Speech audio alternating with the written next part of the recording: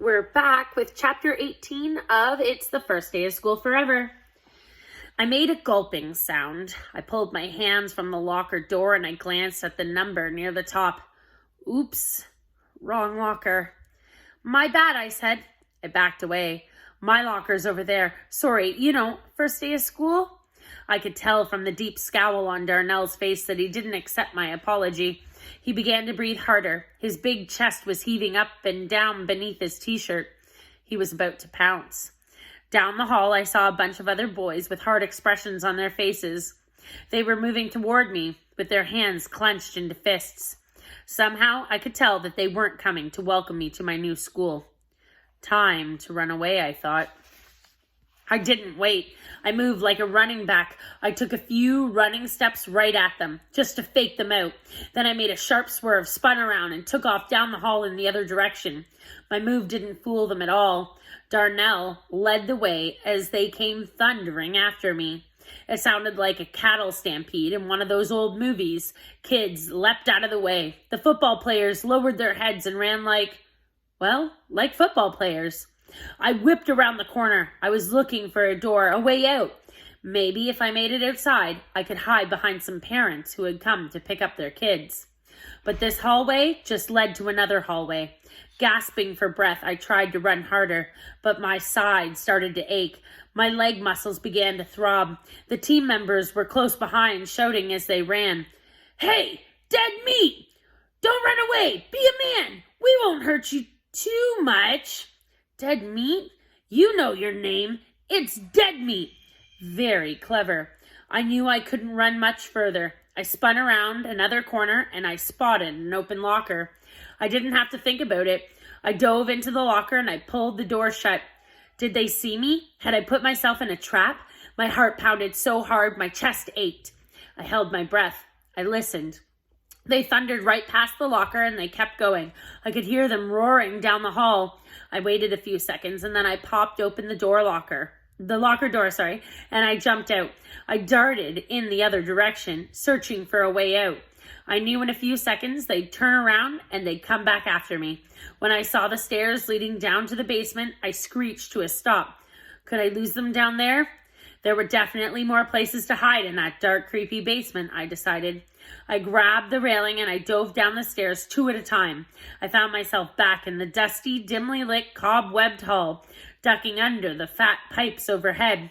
I made my way past the closed doors. My shoes kicked up the thick layer of dust on the concrete floor. I heard machinery humming, water flowing through pipes, strange squeaks and squeals. I listened for the shouts and heavy, galloping footsteps of the football team. Had they figured out that I was down here? Yes, I heard shouts far behind me, getting louder. Where should I hide? Shadows reached out as if they were grabbing me. A fat spider dangled in front of my face. I brushed it away as I studied the long hall. Most of the doors were closed. I passed a small supply closet filled with buckets and dried up mops. No room for me in there. I peered into the next room, too dark to see anything. Oh, ooh, was that a low groan from the back of the room?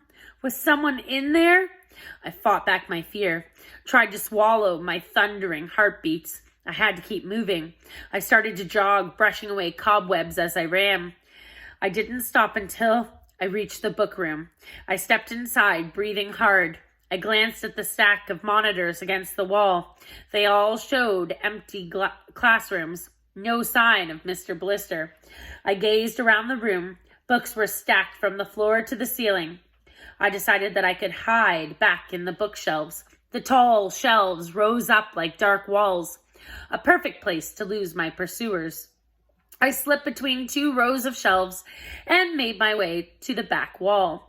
The shelves blocked out all the light. It was hot back there. It smelled of old dust and decay. I heard shouts in the hallway. The football players were coming close to the book room. I started to hunch down against one of the shelves, but then I caught a glimpse of an open doorway in the back wall.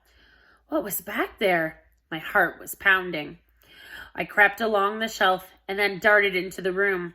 I pulled the door shut behind me. Total blackness. My hand fumbled against the wall until I found a light switch. I clicked it, and a ceiling light flashed on, blinking. I waited for my eyes to adjust. I was in a long, narrow room. The floor was black. So were the walls. "Hey!" I cried out. I wasn't alone. I saw dozens of people jammed into the room. People standing together side by side in rows of 4, some standing on low metal tables. It took only a few seconds to realize that they weren't moving. They weren't alive. Were they mannequins? They were wrapped in some sort of gauze, like mummies. 4 long rows of human-sized mannequins. Their heads and bodies were hidden under thick layers of gauze. I swallowed hard. My throat suddenly felt dry. I felt a stab of fear in my chest. What were they? Why were they hidden down here in the basement of a school? I took a step closer. I reached out a hand. I touched the head of the nearest figure, and it spoke. "I'm Artie," it said in a tiny voice. In my voice. "I'm Artie. I'm Artie. I'm Artie." No! I opened my mouth in a scream of horror. I fell back, and woke up in my bed, still screaming. Woke up in my bed, shrieking my lungs out, back in my room, under the covers, in my own bed. Was the whole school day a dream? Was it? And that's the end of the chapter.